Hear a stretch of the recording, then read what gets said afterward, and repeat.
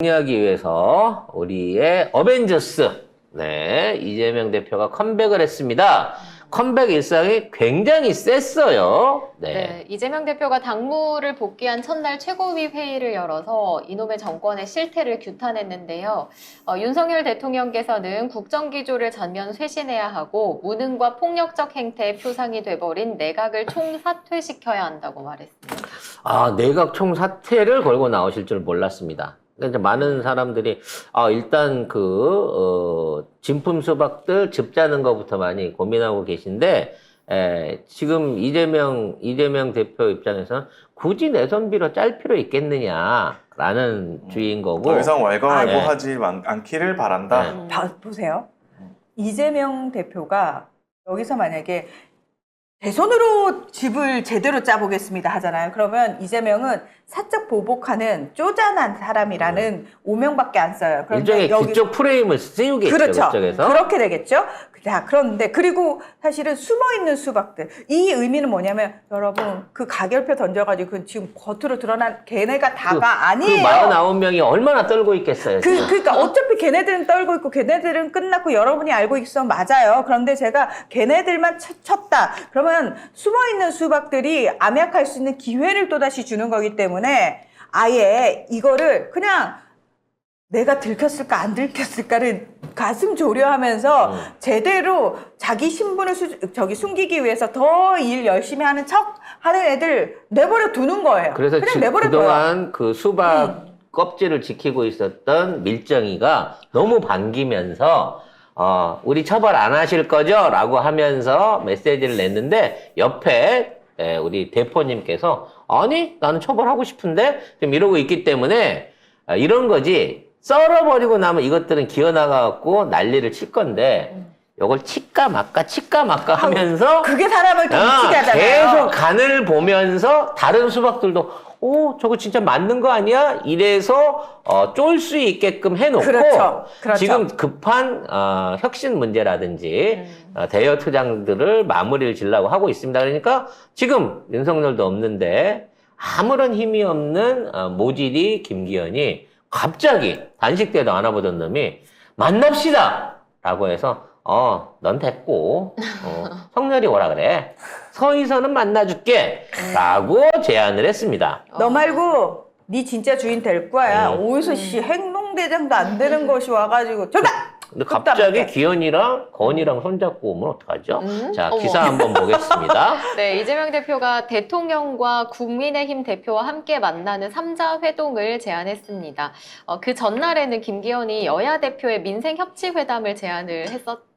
그런데 이에 대해서 정청래 최고위가 뭐라 그랬냐면 괜히 김기현 대표를 내세워 민생회담을 제안하는 그런 쇼를 멈추길 바란다. 권한도 없는 바지 사장과는 의미가 없고 효과 없이 시간 낭비하는 것보다 윤 대통령과 이재명 대표의 회담이 이루어지길 바란다고요. 아니 회담이 이루어져도 바지만 두 벌인데요? 네? 회담이 돼도 바지만 두 벌인데 이 상황에 되면 그러면 그러네요. 대통령까지 사자 회담을 해야 되나요? 네. 사실은 그렇죠. 뭐. 아니에요. 다 필요 없어요. 그럼 대통령만 나오면 되는 거 아니에요. 에휴 진짜 그럼 이게 뭐야 나라가. 아무튼 중요한 건 지금 김기현은요 무슨 인요한 새바지. 네. 전통 바지. 전통 바지. 옛날 바지. 왜냐면 박근혜 때부터 입던 바지거든요. 낡은 바지. 빈티지 샵에서 그렇죠. 구제 하나 구해왔네. 그래서 구제 바지 인요한이 등장을 해갖고 멘트도 구제. 네. 저기야. 모든 엄청난 권한을 받았다고 큰 소리를 치면서 네. 취임 일성이 뭐냐면 나는 김한길과 친하다예요. 그럼 이건 무조건 비대위를 가든 혁신위를 가든 김한길이 이제 앞으로 국진당을 좌지우지하는 메인인 거고 그 자리에 이걸 찍어 올린 것도 말하는 인연 개인의 어떤 능력이라든지 이런 거를 기대해서가 아니라 김한길이랑 친해서 그렇다는 거잖아요. 매일 전화한대요 김한길하고. 그러니까 김한길 바쁘겠어요. 대통령도 일주일에 4번 만난다는데 그거 끝나고 나면 또 얘랑 전화도 해야 되잖아요. 그렇죠. 참 바쁘게 살고 계신데 그만큼 우리나라의 실세가 진짜 용산에 있지 않다는 걸 다시 보여주는 거예요. 애초에 처음 정치 입문할 때부터 김한길이가 그 브레인 역할을 한다라는 얘기가 들었었는데 그때 김한길이가 표면상으로 안 나타나고 국민통합위원이 된 거는 윤석열이 이기기 위해서는 국짐을 어떻게든 먹어버려야 했던 거고 그래서 김한길의 말을 듣고 윤석열은 국짐을 집어먹고 당을 뽀개버리려고 들어간 거란 말이에요. 그래서 당을 먹었고 이제 뽀갤 때가 된 거야. 그래서 김한길이 온 겁니다. 결과적으로 인연에 등장을 해서 점점 더 우리는 얘기를 나눌 수 있는 사람이 엉뚱한 사람으로 바뀌어가고 있다는 거예요. 이제 김기현, 윤석열이 중요한 게 아니에요. 한길이 형, 도대체 나라를, 정치를 어디로 끌고 가려고 그래? 그렇게라도 해갖고 기어이 내각제 해야 되겠어? 라는 부분을 갖고 이제 싸워야 되는 거예요. 김한길이 등장한 이상 앞으로 총선의 화두는요, 민생이 아니고 쟤네들은 내각제로 갈 겁니다. 제왕적 대통령제의 어떤 그 불합리성을 해결하기 위한 내각제 개헌 돌파 이걸로 해갖고 이슈를 끌고 갈 가능성이 높다는 거죠. 그래서 어차피 민주당이 이긴다. 민주당을 견제하기 위해서는 정의당이고 나발이고 다 뭉쳐야 된다. 라고 하면서 중립지대에 있는 중도층을 흡수하기 위한 전략들을 앞으로 본격적으로 펼칠 거라고 봐요. 그러면 국짐이 지금 해왔던 거하고는 저는 상당히 정책 기조라든지 행정부의 정책 기조도 그렇겠지만 홍보라든지 이런 것들이 완전히 달라진 모습을 옛날 과거에 민주당 2개 있었던 거 비슷한 모양으로 약간 좌파에 가까운 정치 논리 내지는 공약들을 들고 나오면서 국민들을 또 헷갈리게 하지 않을까라는 생각이 듭니다. 결국은 만난다고 하더라도 이재명 대표의 그 요구는 그거였죠. 단식 때부터 요청했던 거. 내각 총사퇴하고 새로 사람 뽑아가지고 가라. 그리고 내각 안에 주요 요직이나 이런 데다가 여당이랑 협치해가지고 제대로 할 수 있는 사람들, 장관들 똑바로 된 사람 박아갖고 재정치해라. 아니면 예산안부터 시작해갖고 그 사태가 이루어질 때까지 다음 놈이 누가 올지는 몰라. 더 나쁜 놈이 올 수도 있겠지만 지금 있는 나쁜 장관들을 다음 총선까지 끌고 가지 않겠다라고 하는 의지를 내세우고 이걸 확인받으려고 할 거라는 거죠.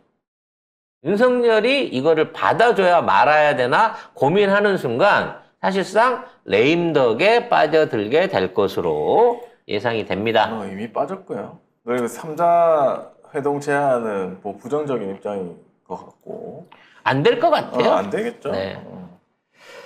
자, 뭐 인요한 씨가 마누라 자식 빼고 다 바꿔야 된다. 옛날에 뭐 하던 소리잖아. 뭐 했는데 이거 이건희가 하던 소리잖아요. 근데 네. 남편 바꿔도 돼?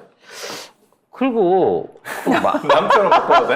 아니 그러니까 마누라하고 자식 빼고 다 바꾸자고 얘기를 하니까 남편도 바꾸고 싶다. 자식은 없고요. 네. 마누라든 남편이든 간에 바꾸려고 생각하는 사람이 이 기회에 역할 체인지를 하지 않을까. 그래서 대통령의 치세에서 대통령의 치세로 이게 본격적으로 그 그림이 강화되지 않을까 싶어요. 네. 둘이 뭐 개인적으로 밥도 많이 먹고 친하다고 하니까 한길이가 성렬이 간판으로는 안 돼. 건희 네가 좀 나서봐. 라고 바람을 넣고 있는 게 아닌가. 더더욱 김건희의 정치적 행보가 더 강해질 것이다 라고 하는 그 예상이 됩니다. 그래서 그런지 대통령실 안에 있는 주요 이제 지금 임명 까기로 했잖아요. 주요 핵심 요직에 장제원계들이 복귀했다고 하는 그런 내부 첩보가 또 들려오고 있습니다. 첩보는 또 어디서 들었습니까? 또 다 들어오는 데가 있지. 그래서 코바나 걔가 쥐고 있었던 인사나 뭐 홍보 그다음에 안에 총무 뭐 이런 것들 안에 원래 장제원계가 그거를 쥐고 있다가 뺏긴 거거든요. 장제원계 애들이 다시 복귀를 했다고 합니다. 장제원계는 그쪽에 이제 경찰 출신 핵심 이거 얘기하면 볼 때가 아무튼 그 친구가 있는데 말 들어보니까 지금 용산 안에서도 비서관들을 비롯한 핵심 요직들이 이번에 날아가 버린 김승희 보좌관 이후로 한꺼번에 그 라인들이 싹 사라지고 정리가 되면서 장제원계가 다시 복귀를 하고 있다. 그건 뭐냐? TK, PK로 승부를 보겠다라고 하는 내부적 변화가 이미 시작되고 있다고 합니다.